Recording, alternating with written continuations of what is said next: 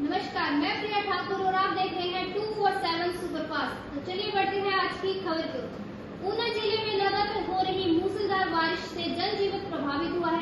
प्रारंभिक आंकलन के अनुसार अब तक लगभग 27 करोड़ रुपए का नुकसान दर्ज किया गया है।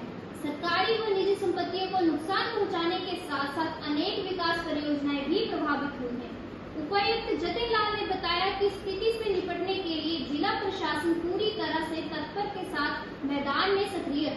उन्होंने कहा कि पीडब्ल्यूडी, नगर परिषद, जल शक्ति, विद्युत, स्वास्थ्य सहित सभी विभागों की टीम फील्ड में तैनात है। सड़क मार्गों को सुचारू करने, जल बहाव, मलबा हटाने और प्रभावित लोगों को त्वरित सहायता उपलब्ध करवाने के लिए युद्ध स्तर पर कार्य जारी है।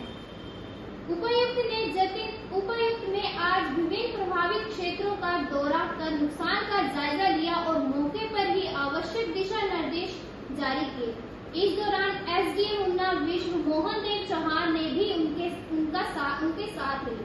जतिन लाल ने कहा कि जिला प्रशासन हर समय जनता के साथ खड़ा है।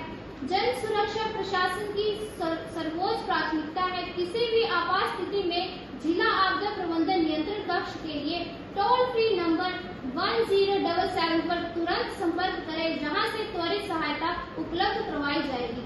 उन्होंने लोगों से अपील की कि वे अफवाहों पर ध्यान न देकर नदी नालों से दूर रहें और प्रशासन द्वारा जारी निर्देशों का पालन करें। जैसा कि आपको विगत है, पिछले रात 1:30 बजे से हमारे यहाँ बरसात शुरू हुई, जो सुबह 10 बजे तक लगातार जारी थी और इस दरमियान 222.8 mm जो बरसात जो है वो ऊना में रिकॉर्ड की गई है, जो कि बहुत ही हैवी नंबर है इस समय के लिए हमारे पास। तो इसको देखते हुए हमने जो सारी प्रशासन की जो तैयारियां थी वो हमने पहले से कर रखी थी, लेकिन इतने कम समय में ज़्यादा बरसात के कारण बहुत सी जगह जल भराव की स्थिति हो गई और हमारे मेन मार्ग जो है सड़कों पे लैंडस्लाइडिंग हो गई। एक होटल पार्क के पास लैंडस्लाइडिंग हुई, उसको हमने तत्परता से खुलवा दिया।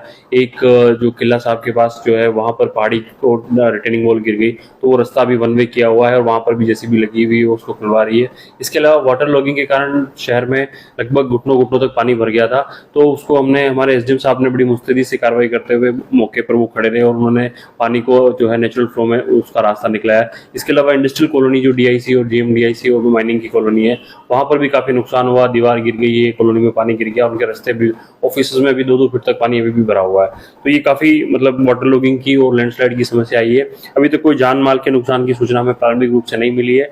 प्रशासन की टीमें मुस्तैद है, हम लोगों के घर घर जाके जो है वो पानी जिनमें भर गया है उनको खाली करवा रहे हैं। साथ ही जिन लोगों को कोई नुकसान हुआ है तो पटवारी को हमने निर्देश दे दिए हैं पटवारी साहब को कि जहां पे हुए हैं वहां पर तुरंत पूरी राहत राशि देते हुए पटवारी अपनी रिपोर्ट रोज नचम करें।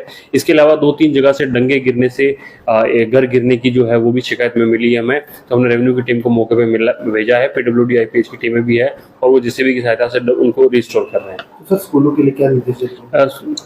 जैसा कि आपको ऑलरेडी ध्यान में होगा कि बरसात का दौर रात भर से चलता रहा और 1:30 बजे शुरू हुआ, तो हमने सुबह 7 बजे ही तत्परता से कदम लेते हुए स्कूल, कॉलेज और आईटीआई जो हमारे गवर्नमेंट इंस्टीट्यूट है उनको क्लोजिंग का ऑर्डर जो है वो हमने जारी कर दिया है और एहतियातन रूप से हम वेट एंड वॉच कर रहे हैं, क्योंकि रास्ते भी बंद हो गए थे काफी। ऊना से लेकर नंगल तक का रास्ता जगह जगह बंद था, ऊना से अम्ब का रास्ता बंद था, तो उसको देखते हुए हमने एहतियातन स्कूल की छुट्टी कर दी है। अब आज की स्थिति को देखते हुए आगे की जो कल के लिए सूचना आपको टाइमली दे दी गई।